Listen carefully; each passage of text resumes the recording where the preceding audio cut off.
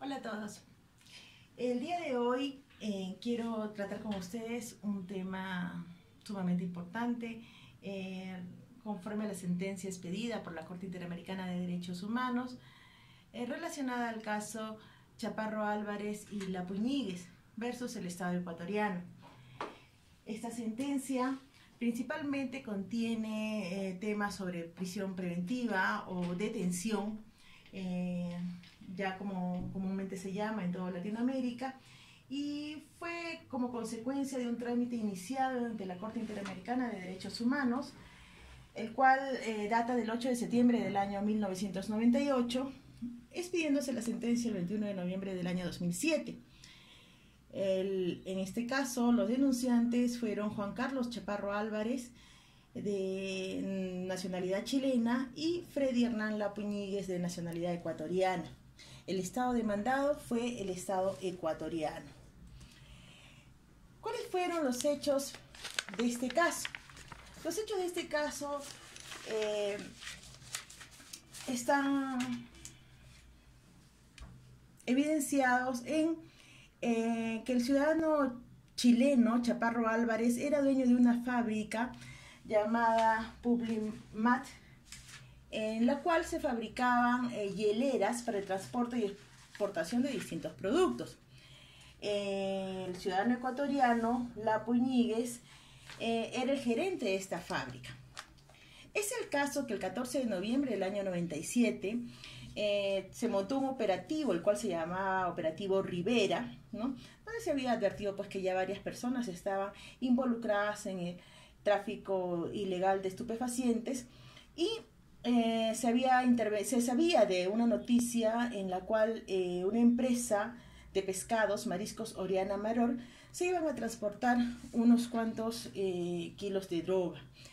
Ese día, 14 de noviembre del 97, frente a esta noticia, la Policía Antinarcóticos de Ecuador incautó en el aeropuerto de Simón Bolívar, la ciudad de Guayaquil, un cargamento de pescado en el que se encontró en estas hieleras clorhidrato de cocaína y heroína. Es por este motivo que al señor Chaparro Álvarez lo consideraron como sospechoso de pertenecer a una organización criminal internacional dedicada a este tráfico ilícito de narcóticos, y específicamente porque su fábrica producía estas hieleras que eran pues similares a las de la incautación. Se detuvo a ambas víctimas y se dispuso el allanamiento de la fábrica del señor Chaparro, la cual no se le devolvió hasta 5 años después. ¿Qué dijo el Estado ecuatoriano sobre respondiendo a la demanda interpuesta? El Estado ecuatoriano indicó o cuestionó la competencia y admisibilidad de este recurso, indicando que previamente a llegar a la Corte Interamericana se debió de seguir los procesos que la justicia interna demandaba. En este caso, dijeron sus representantes que no agotaron los recursos internos las víctimas a través de los habeas corpus, como tampoco apelaron la prisión preventiva. Además, dice, de ser el caso, debieron iniciar pues acciones indemnizatorias civiles para solicitar la compensación por error judicial. Debo advertir que la representación del Estado ecuatoriano ante la Corte Interamericana efectuó un allanamiento parcial de esta demanda, lamentándose por los excesos ocurridos por los funcionarios públicos. Y bueno, reconoció la violación de los artículos 2, 5, 8 y 25 de la Convención, por lo que la Corte Interamericana solamente dijo que la controversia iba a girar sobre los artículos 7 y 21 de la misma. En respuesta a estos cuestionamientos que realizó el Estado ecuatoriano, la Corte Interamericana indicó pues que la justicia interna, que según el Estado ecuatoriano debió culminarse, no había sido alegada como tal a través de los medios de defensa durante el proceso seguido ante la Corte. Por lo tanto, dice, el Estado ecuatoriano incurrió en una admisión implícita. Así que por este lado que se continúe el proceso. Además, dijo, el carácter subsidiario de la Corte Interamericana como cuarta instancia, sí, obviamente contaba con las causales para poder intervenir en este caso, dicha Corte, ¿Por qué? Porque la demanda se circunscribe a que el Estado violó preceptos de la Convención al detener a las víctimas. Por estas consideraciones se consideró competente y admitió la demanda. Sobre el análisis de fondo de la controversia. La Corte Interamericana indica pues que el artículo 7 de la Convención, protege exclusivamente el derecho a la libertad física.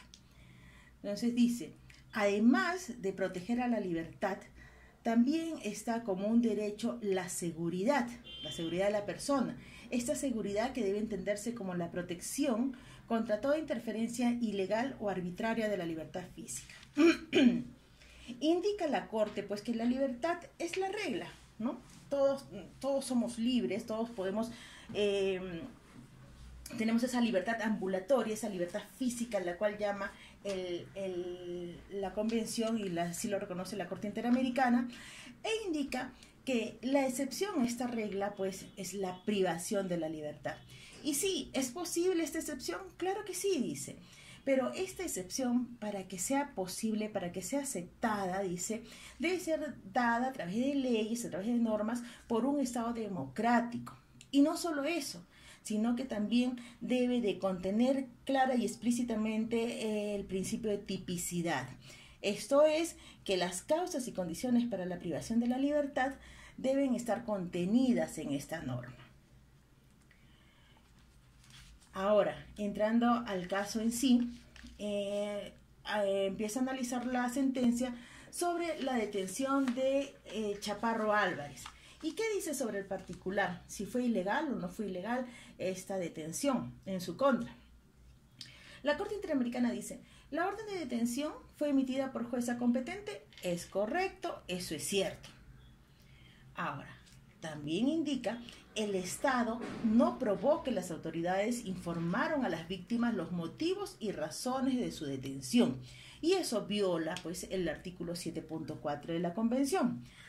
Además, dice, en cuanto al plazo, la detención sobrepasó el máximo legal permitido, vulnerando el artículo 7.5 de la Convención. ¿Qué dice este artículo? Tiene que ser la persona detenida llevado ante un juez sin demora. En el caso del señor Chaparro Álvarez, 23 días después de su detención, recién fue llevado ante una jueza. Respecto a esta última observación que hace la Corte Interamericana, ¿qué es lo que dice el Estado ecuatoriano? El Estado ecuatoriano dice, un momentito, dice, yo no acepto el argumento de la Corte. ¿Por qué? Porque al momento de la detención, la jueza de la causa estuvo presente y ejerció un control judicial directo, dando a entender que no había una necesidad de llevar a la víctima nuevamente pues ante ella. Pero la Corte, ¿cómo responde ante ese argumento? La Corte dice, aun cuando la presencia de la jueza podría calificarse como una garantía adicional, no es suficiente por sí misma para satisfacer la exigencia del artículo 7.5 de la Convención, esto es, de ser llevado ante un juez.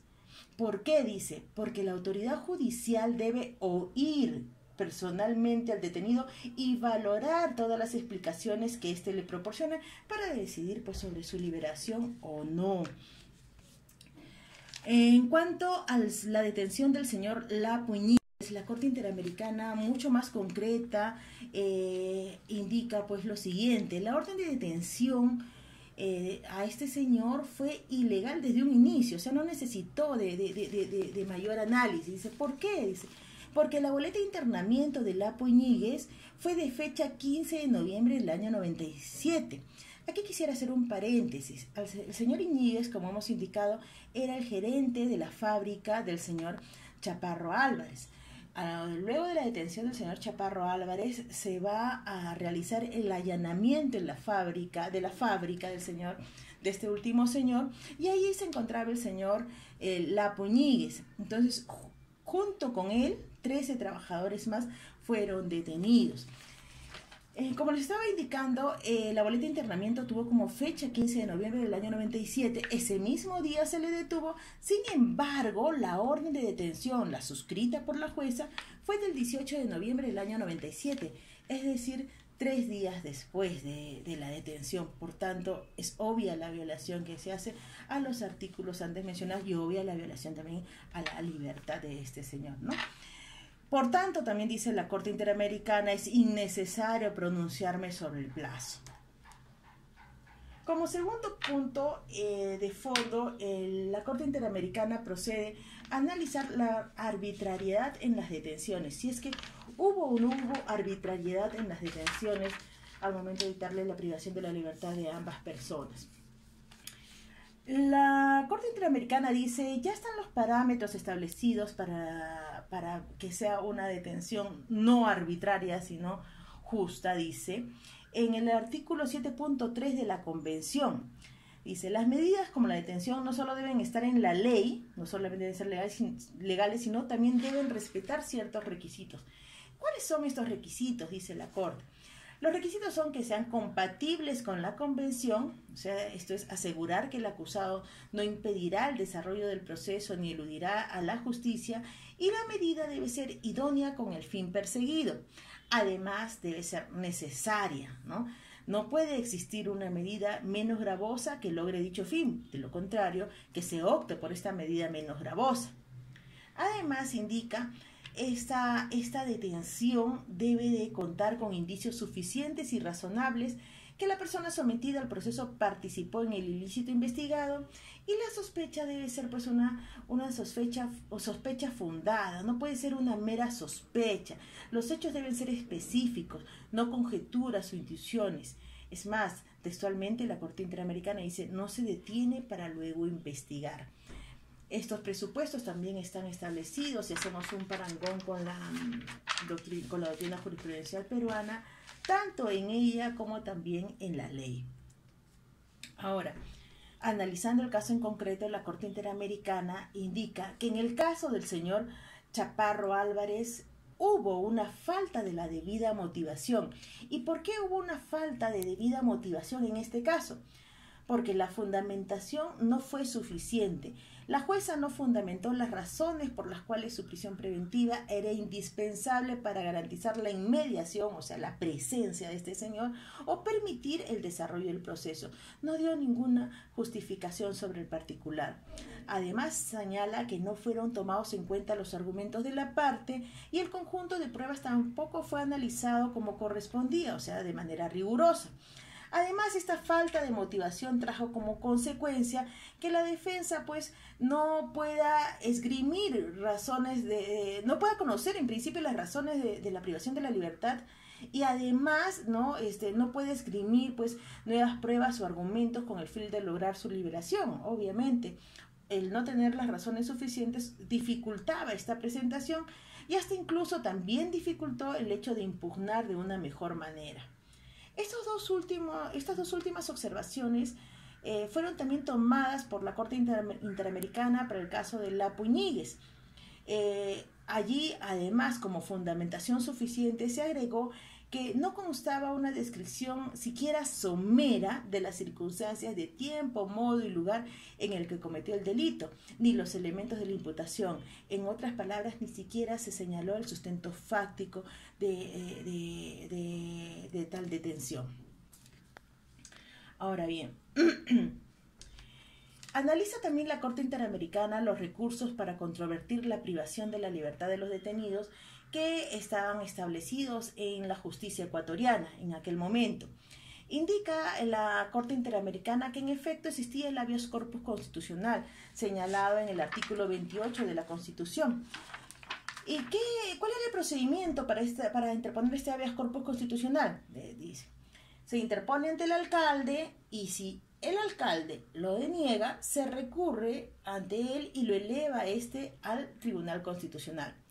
Bueno, para la Corte Interamericana, este procedimiento, esta norma, vulnera el artículo 7.6 de la Convención por lo siguiente: porque la autoridad que decide la legalidad de una detención debe ser necesariamente un juez o tribunal.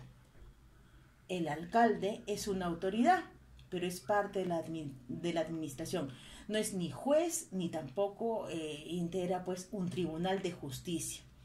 Ahora, si bien dice el recurso a través del alcalde llega a una autoridad judicial, que en este caso sería el Tribunal Constitucional, sin embargo, ello ya genera obstáculos y señala la Corte Interamericana de que son 4 días como mínimo que se demoraría para que la interposición de los recursos a través de este alcalde llegue al Tribunal Constitucional.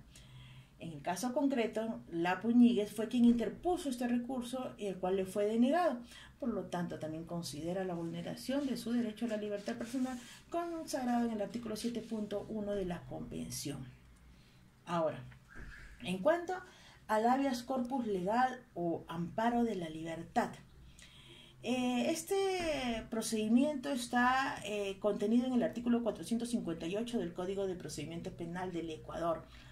¿Qué es lo que dice sobre el particular la Corte Interamericana? La Corte Interamericana dice textualmente: no basta la existencia formal del recurso, sino de que debe ser efectivo. De lo contrario, la actividad judicial no significaría un verdadero control, sino un mero trámite formal. En el caso de Chaparro Álvarez, en su recurso, él indicó pues que en efecto los requisitos contenidos en el artículo 177 del citado código habían sido desvirtuados, por lo tanto la medida es ilegal y pide pues su revocatoria. La Corte deniega su pedido, ¿no? La Corte Superior de Guayaquil niega su pedido por lo siguiente, dice: al resolver el recurso no es necesario analizar si el auto de prisión preventiva es procedente, porque este depende del criterio del juez a quien la ley le concede esta facultad discrecional. Analizándolo todo en la causa penal, se advierte que se encuentra en la etapa sumarial. El procedimiento no es contrario al determinado por la ley y por consiguiente no se advierten infracciones procesales. Eso es lo que señala simplemente la Corte Superior. En el caso de Lapo Ñíguez, quien en su recurso indicó que no había mérito procesal que haga aplicable esta medida de detención, la Corte Superior sustentó su denegatoria indicando que no se evidenciaba violación alguna. Bajo estos argumentos, la Corte Interamericana de Derechos Humanos concluyó que en la Corte Superior de Guayaquil no se pronuncia sobre las causas que a criterio de las víctimas hacían ilegal su prisión preventiva. Solamente dice que el procedimiento se ha hecho de acuerdo a ley y punto. Por lo tanto, viola el Estado ecuatoriano el artículo 7.6 de la Convención, que está relacionado con el derecho a la libertad en perjuicio de las víctimas, ¿no? Derecho al plazo razonable. Sobre el particular, el artículo 7.5 de la Convención establece que la persona detenida tendrá derecho a ser juzgada dentro de un plazo razonable o ser puesta en libertad sin perjuicio de que continúe el proceso. Chaparro Álvarez, téngase en consideración que fue detenido por 1 año, 9 meses y 5 días. ¿Y por qué salió? Porque se dio la reforma constitucional en el año 1998 en el Ecuador, en el cual el plazo de detención no excederá de 1 año para los procesados con pena de encarcelamiento. Es por ese motivo que salió. En cuanto a Lapo Ñíguez, este fue detenido por 1 año, 6 meses y 11 días y su causa fue sobreseída provisionalmente.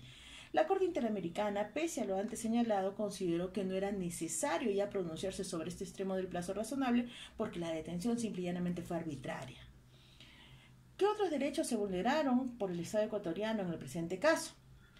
Tenemos que frente a ambas víctimas se vulneró el derecho a la presunción de inocencia, a la concesión al inculpado del tiempo y los medios para preparar su defensa, a ser asistido por un defensor de su elección y derecho, o a ser asistido también por un defensor proporcionado por el Estado. En este último caso, en el señor Lapo Ñíguez, la Corte Interamericana hace un análisis de que además la defensa brindada por el Estado no era una defensa eficaz.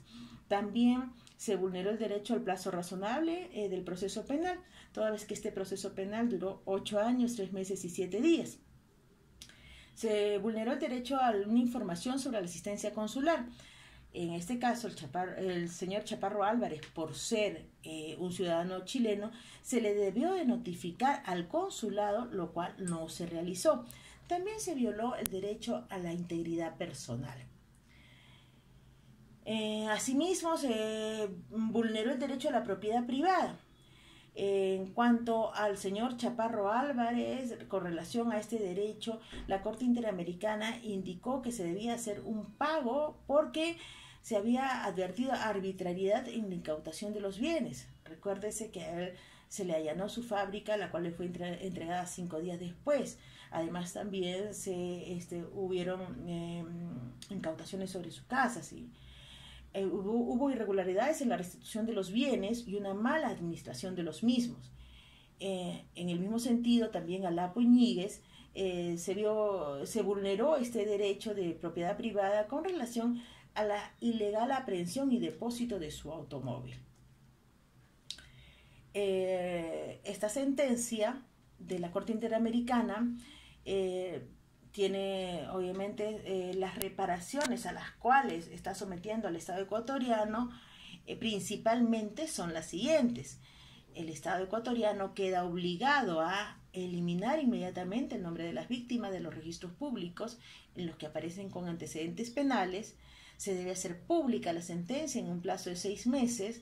Se debe adecuar la legislación dentro de un plazo razonable a los parámetros señalados en esta sentencia y de la convención, y además se debe pagar por concepto de daño material e inmaterial y por un reintegro de costas y gastos dentro de un plazo de 1 año de notificar la sentencia a Chaparro Álvarez $352.940,47 americanos y a Lapo Íñiguez $90.026,68 americanos más intereses legales. Si queremos realizar finalmente alguna relación con el proceso que en una situación así pudiesen haber señalado las víctimas dentro de la justicia interna peruana, tenemos que frente a una detención ilegal y arbitraria hubiesen podido presentar un habeas corpus, ¿no? Un habeas corpus traslativo.